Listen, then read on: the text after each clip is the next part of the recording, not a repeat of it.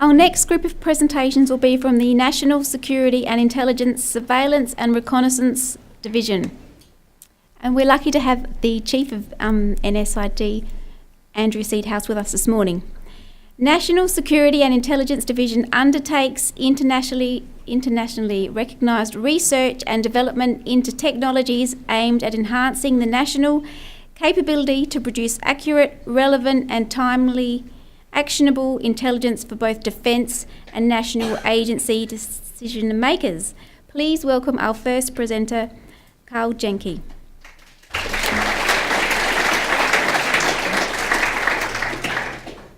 The security of the country is of great importance, so detecting small targets such as periscopes and boats is essential. Marine surveillance around Australia's border is undertaken by the P-8A Poseidon and its APY-10 radar. However, using marine radar to survey the ocean requires processing before small targets can be located, particularly when at high altitudes. To detect targets, a threshold is used. This can be fixed or adaptive, where the threshold changes according to its surroundings. A target would be declared if it exceeds this threshold. The probability of false alarm is a measure of how frequent a target is declared as a real target. The aim is to reduce the false alarm rate as much as possible while still maintaining a high probability of detection. Better performance can be achieved using a new three-step detection process: scan-to-scan integration, CFAR, and binary integration. Scan-to-scan integration amplifies stationary targets and weakens C-clutter returns by combining a number of scans. CFAR, or constant false alarm rate, affects how the threshold is created. Binary integration filters moving targets and clutter by only accepting them if present for M out of N blocks. Here we can see each step in the block diagram applied to a synthetic target within clutter.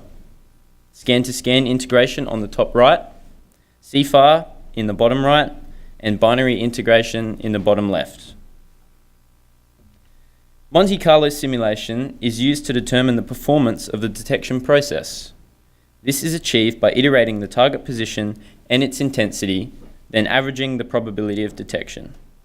The results show the benefit to the three-stage detection process over the traditional CFAR, as better performance is measured by a higher probability of detection at lower target intensities, or signal to interference ratio, SIR.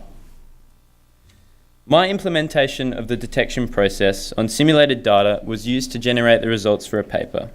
At the start of this project, I never thought I would get to co-author a paper, let alone a paper for the International Radar Conference.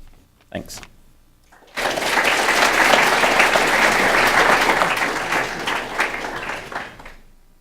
Thank you, Carl. Please welcome Jennifer Lai.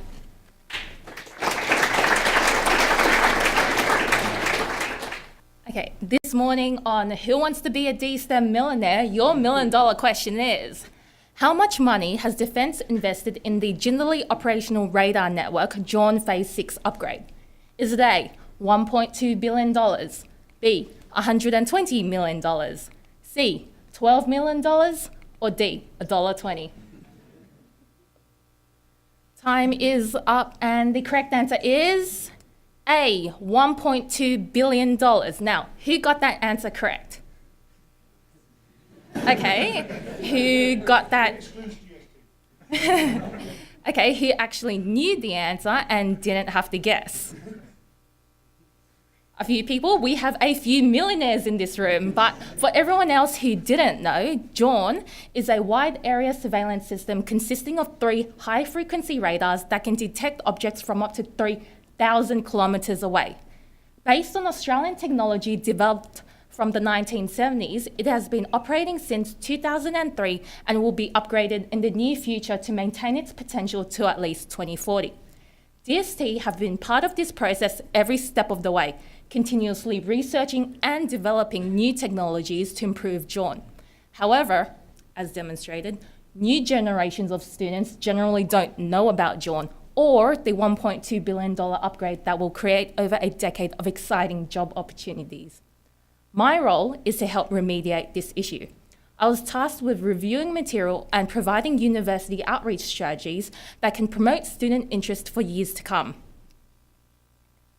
Based on differences in resources, I've categorised these strategies as either intrastate within South Australia, as this is where the John operating community is located, or interstate. So within South Australia, DST can attend more networking events, deliver talks to early undergraduate students, or even partner with a university club to get involved with students directly. In fact, brand awareness is just as important interstate. DST can better outreach to students via short talks and lectures, or by producing a national case competition, which bring the talent to you. If these strategies are adopted today, DST can be a leader in supporting STEM for tomorrow. Thanks for participating in DSTEM Millionaire. I'm your host, Jenke.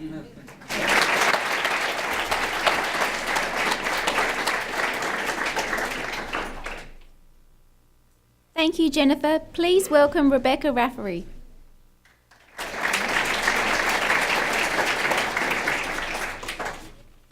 Between 50 and 80% of all life on Earth can be found underneath the ocean surface. Over 60 million people rely on the oceans to provide some form of work, and more than 3 billion people rely on the oceans to provide their primary source of food.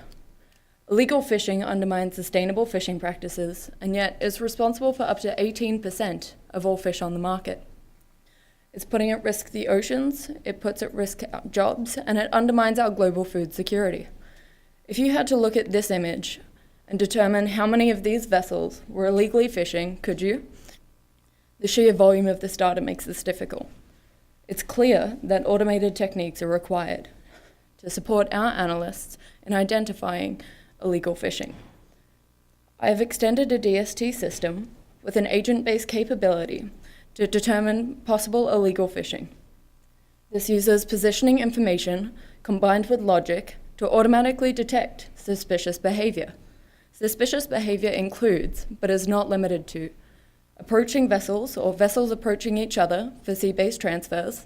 This can be if one vessel has a permit to fish in a particular zone and another vessel does not, and the vessel with the permit then transfers that cargo onto the vessel without the permit. Identifying a foreign vessel in an exclusion zone and a vessel loitering in protected zones, as seen in the image on the right.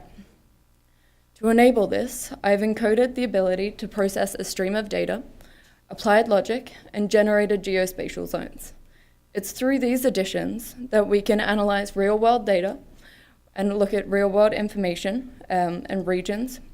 We can overlay different regions of interest, such as fishing zones and sanctuaries, and it's through these that we can move between regions with agility as well.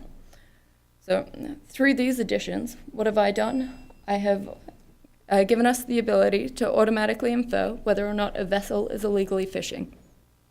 This year, I've developed technology to help Australia continue working,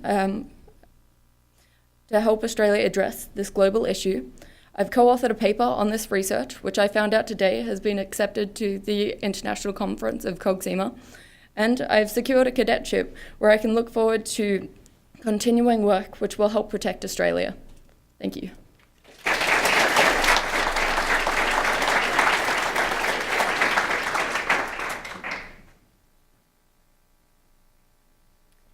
Thank you, Rebecca. Please welcome Lucas Rossdeutscher and Dulki Hewage. Thank you.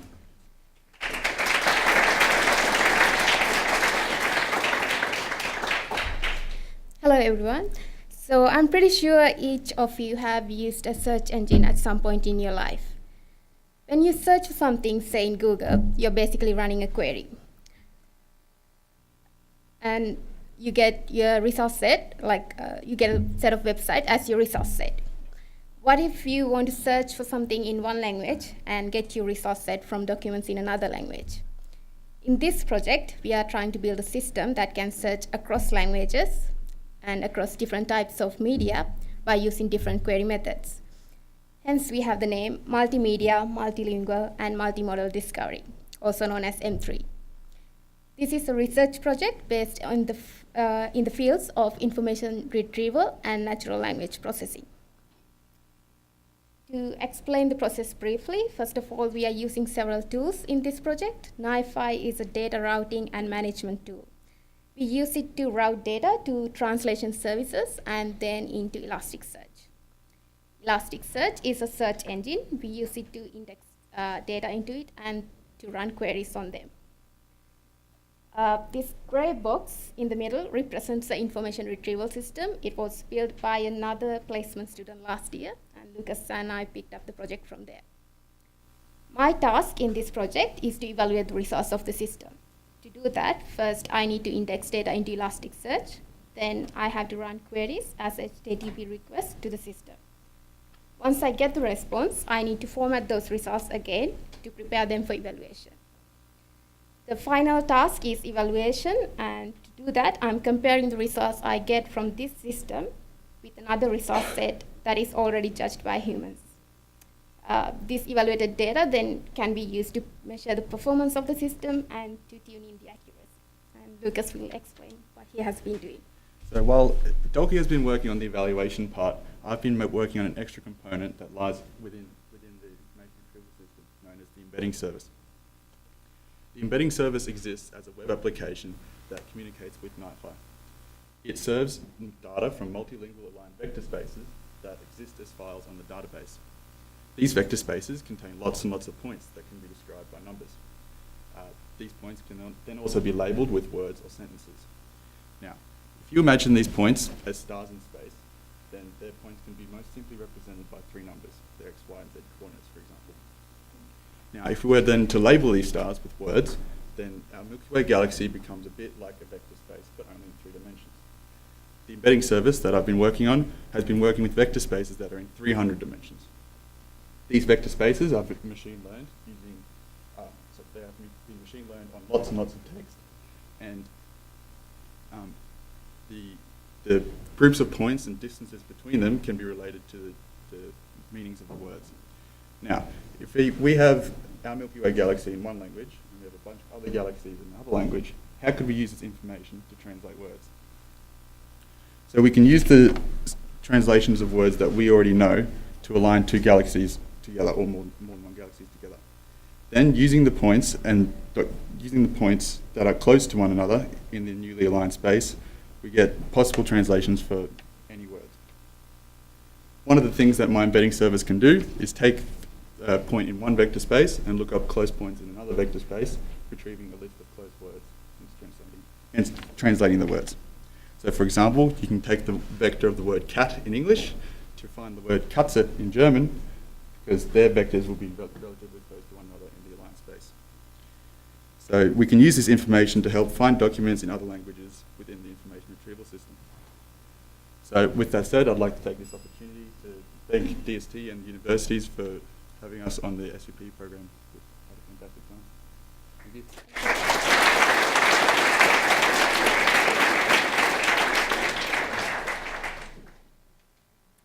Thank you, Lucas and Dulki. Please welcome Benjamin Slimming.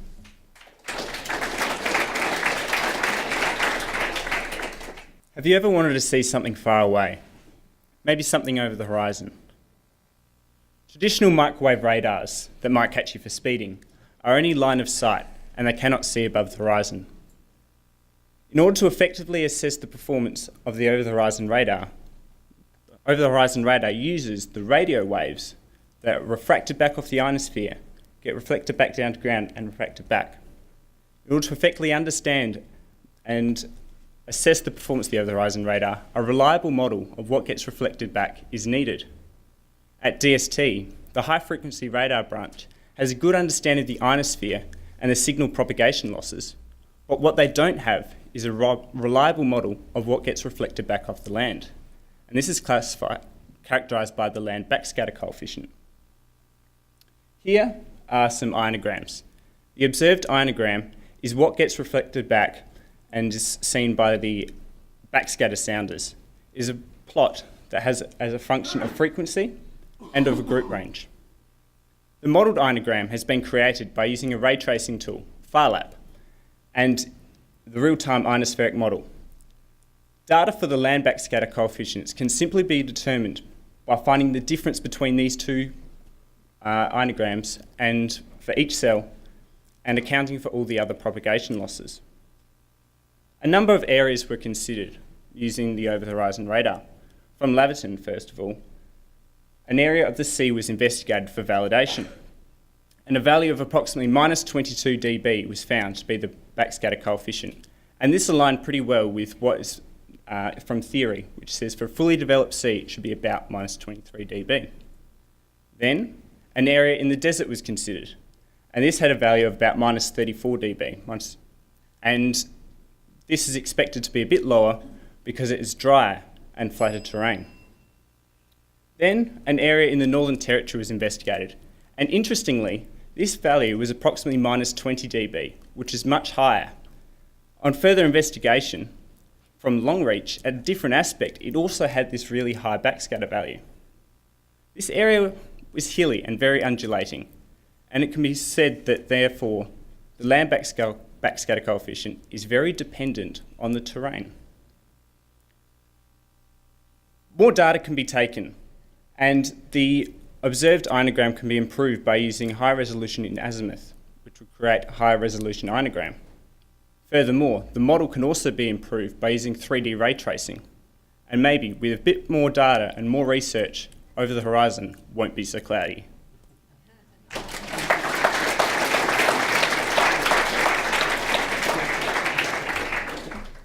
Thank you, Benjamin. Please welcome Charlie Tran.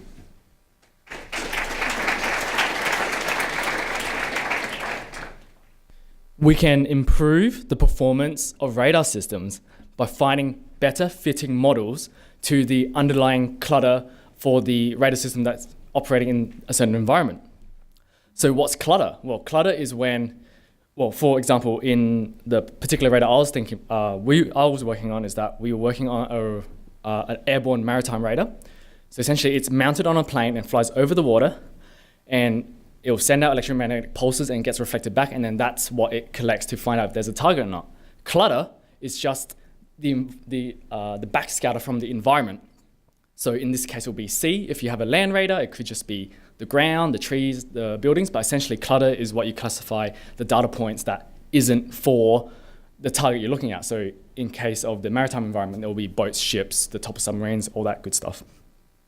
So what happens when you find a better fitting model to the clutter? Well, when that happens, you kind of have a better feeling of what the clutter looks like. So then when you get radar returns that isn't the clutter, it will stand out a lot more.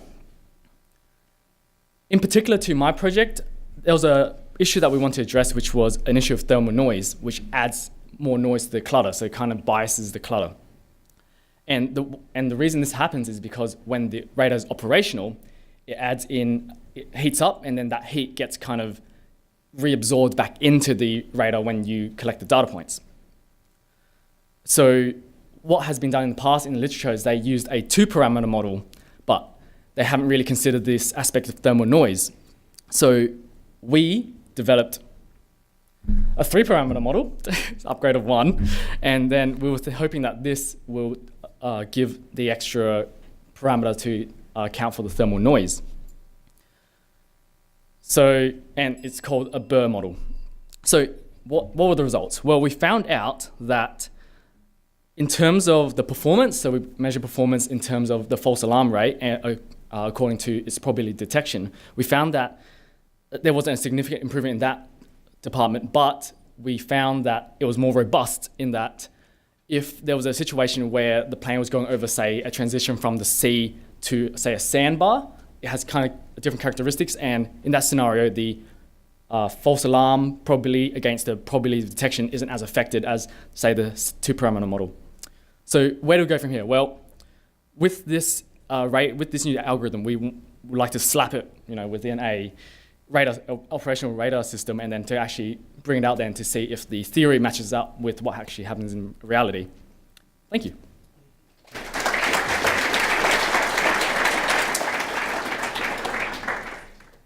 Thank you, Charlie. Please welcome Ashleigh Wiley.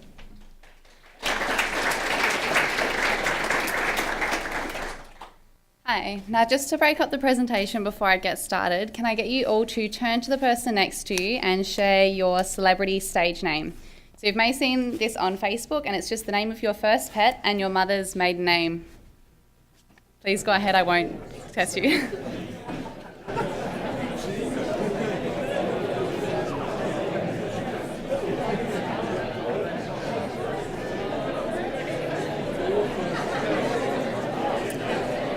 Okay, thank you guys. All right, thank you. So, gathering by the amount of chatter, I think a few of you probably just shared your names. And I guess without any technical hacks, all of you sort of just shared the answer to 2 common password reset questions. So this is something that a lot of people commonly do online without realising, and yeah, it makes it a little bit easier to get hacked. So my name is Ashleigh Wiley, and by the time I complete this presentation, at least 4 cyber attacks will have occurred. They affect us all, and they are on the rise. Compromised data and systems have large financial and reputational costs, including things like a lack of company trust.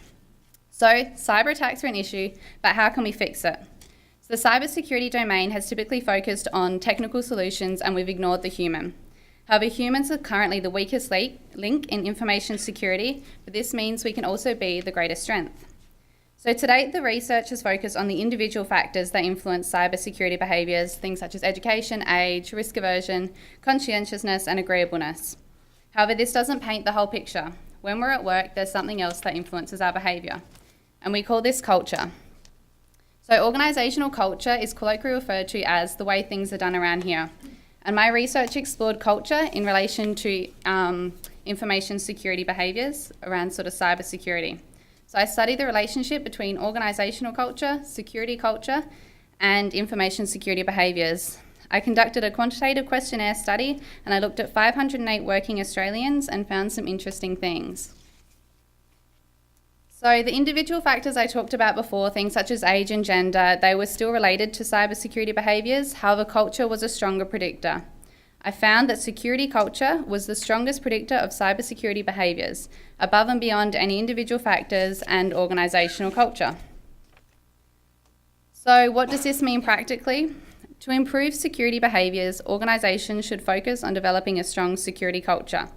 This research and the survey that we conducted as well can be used to baseline an organisation's security culture, to better understand its security posture, to tailor employee education, and to also inform future change initiatives. By targeting the security culture of organisations, we can strengthen the human element and help reduce cyber attacks. Thank you.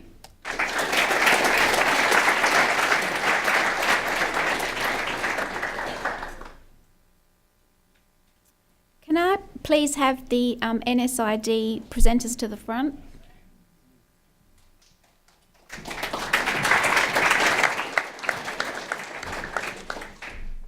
Does anyone have some questions? Hello. Sorry. Sorry, was this for Ashleigh? Is your name Ashleigh? Yeah. Ashleigh, what was your proof that security culture was one of the biggest facets of social engineering or, human security? Yeah, so we sort of just did like a survey questionnaire. So what's happened before is there's been a lot of research on a lot of the other factors. So we looked at the most predictive of those factors and sort of put it into a model.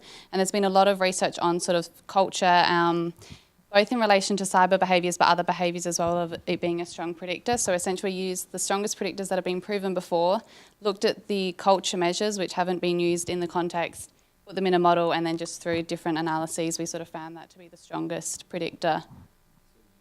A survey in terms of like a literature survey, you've gone into the field and... Yeah, so I guess with psych research, a lot of it is based on sort of survey information. So we use lots of different measures which have been proven before, and the measures are based on, like, a lot of the time they're based on watching behaviours of individuals and relating them to other outcomes. So the measures we've used in the survey had already been proven before, and we just sort of collated the information. So we went out, reused the measures, and then collated the information together, if that makes sense. Does that sort of answer what? Yeah. Yep. Awesome presentation. Oh, thank you. I've got a question for Ben with the Over the Horizon radar. Sorry. You've discussed how the nature of the terrain, such as whether it's hills versus water, has an impact on I think it was the level of reflection or distortion coming back. Yeah, so how much gets reflected back, yep. Yeah, sorry. I'm curious if the consistency of that terrain, whether it's a sand dune or a hill containing a significant amount of iron ore, would impact that. Yeah, so at the moment, what was presented, like with the map, had a massive area. That's as close as I could really get in, and so it's taking values from a large area, so it won't be able to pick up sand dunes. It's just for that general region. So hopefully with using high resolution azimuth, you can get better values. It was just more of a general overview. Gotcha, thank you. And we had another question in the middle. I've got a question. I've got a question for Ben and Dulki about your translating queries and things. Really interesting. I was wondering, how well does your model work for words that cannot be directly translated into other languages or have no exact meaning in different languages? So you mean like words that can't be directly translated into another word? Yeah, or they mean something in one language, but you can't really describe what it actually means in a different language. Yeah. Okay. So not all, like, when you have a word vector or a vector space in one language, you'll have you'll have X amount of words in it. You'll have other languages might not have all the exact same words, but you can, once the model is trained, you can sort of match or guess the vectors of the words that are not in the vocabulary to best match it. So if there are words that you cannot directly translate into other languages, then you just simply can't do it. But the vector spaces exist. So each point in the vector space is just a single word. So you label each point with one word. And from those vectors, those word vectors, you can then combine them together to calculate sentence embeddings, for example. And then you can do translations where a word might be better described as a sentence. Align the spaces appropriately. Thank you. My question is for Ashleigh. How would an attacker learn the work? So this is not sort of for an attacker, it's more of a preventative measure. So the point is to improve the security culture of an organisation when you are an organisation, would reduce an attacker coming in. It's sort of like a hard thing to explain. There's a lot of factors that influence culture. Even just from like a personal example, my old workplace, the culture was you never had to lock your workstation. You could leave it open. I'd give my password to like my friend. I'd put a little sticky note in it. Obviously, quite different at DST. You lock it as soon as you get up. So these sorts of things are cultural things. Often they're based on policy, but sometimes, like we had a policy at my old organisation that you don't share passwords, but the culture was it's fine. So I guess the aim of the research is to help organisations preventing hackers coming in by making sure that the employees are, I guess, well educated. They know what to do and they are actually following the policy and procedures. Does that sort of answer the question? Yeah, thank you. Yeah, it was really awesome. interesting. Thank you. I've just got a question for Ben. What sort of percentage loss on the signal do you get off the ionosphere?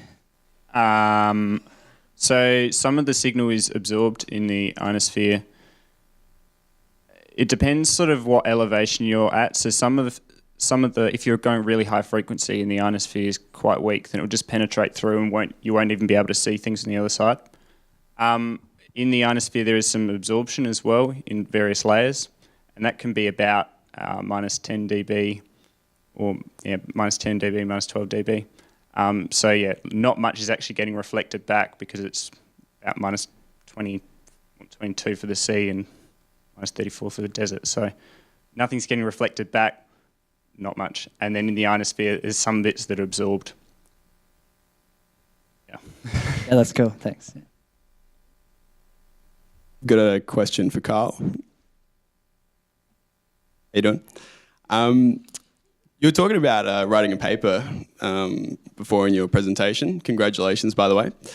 I was just wondering, what was your experience with writing the paper, and do you have any advice for anyone who will in the future write a paper? Well, I didn't actually write any words for the paper. It was just... Stitch up. but it has pictures in it, and I made those simulations, so then my name gets on the paper. But yeah, my supervisor was he's a wizard, so he's written lots of papers. So he wrote it, he wanted it to write it, and so I was happy to do the work, and so that got used.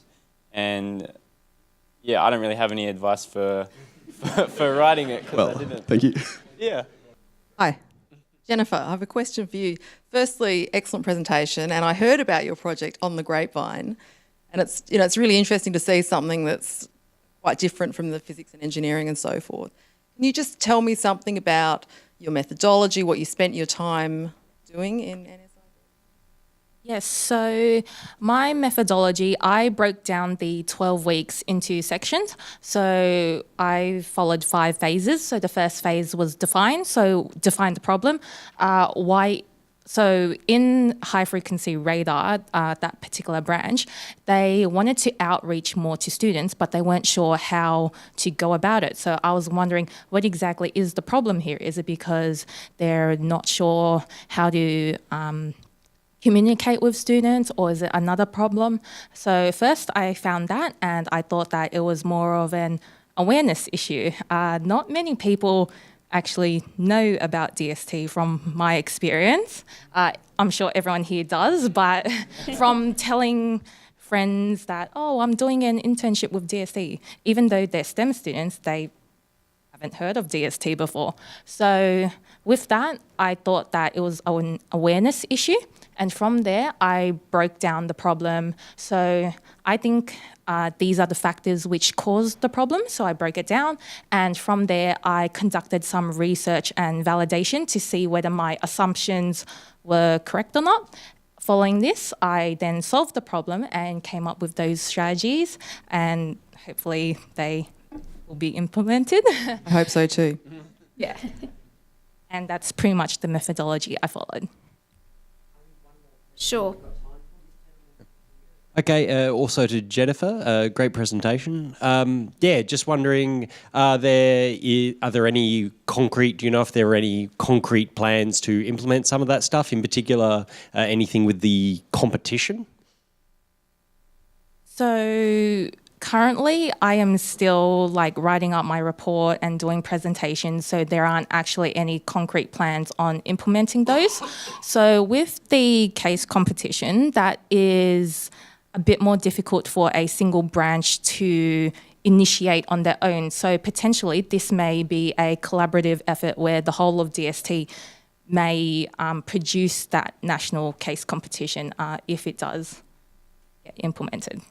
Okay, my branch is looking into doing some uni competitions, so that's great to hear. Well, thanks. Thank you to all the... Shall I just finish off for me? No. Because David did. That's my turn now. Sure. Fair. Okay, a couple of things. We have some STEM issues raising there about publishing. And I just wanted to say, even in the world of intelligence, which is a bit sneaky-weaky, the division actually publishes over between 100 and 200 papers a year.